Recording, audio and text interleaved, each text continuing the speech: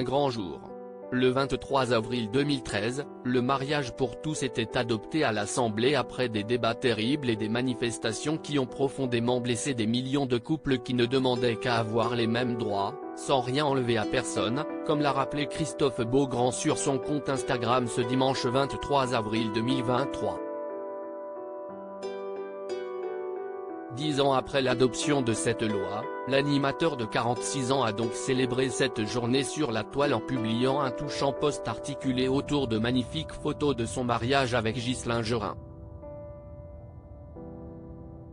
En effet, depuis l'adoption de la loi en 2013, 70 000 mariages homosexuels ont été célébrés en France, dont celui de l'animateur des matins LCI Weekend et de son chéri. En juillet 2018, nous nous disions oui avec Ghislain devant notre famille et nos amis. Avant de devenir papa du petit Valentin l'année suivante, a ainsi écrit avec émotion Christophe Beaugrand. Et de poursuivre, aujourd'hui, le mariage pour tous fait partie de la société française. L'homoparentalité est de plus en plus acceptée. Et nos familles sont protégées et défendues. La société ne s'est pas écroulée.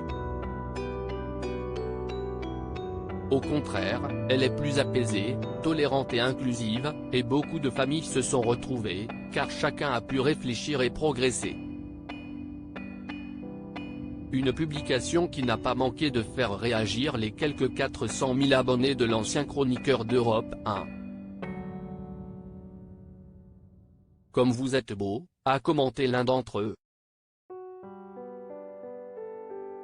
10 ans déjà. Merci beaucoup pour cette jolie rétrospective et pour vos mots touchants et prévenants à l'attention de notre communauté, a développé un autre. Supérieur à Gabriel Attal, Olivier Dussault. Ces politiques ont parlé de leur homosexualité. Christophe Beaugrand revient sur son coming out difficile. Si aujourd'hui Christophe Beaugrand est sur un petit nuage aux côtés de son mari, assumer sa sexualité n'a pas toujours été simple pour lui.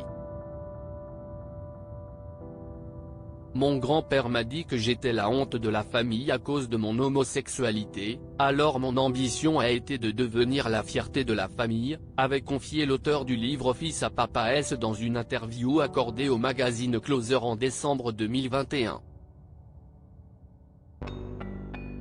Un rejet dont il avait également fait part auprès de nos confrères de Télé Loisirs. J'avais 20 ans, j'étais étudiant en journalisme à Bordeaux et je vivais chez mes grands-parents.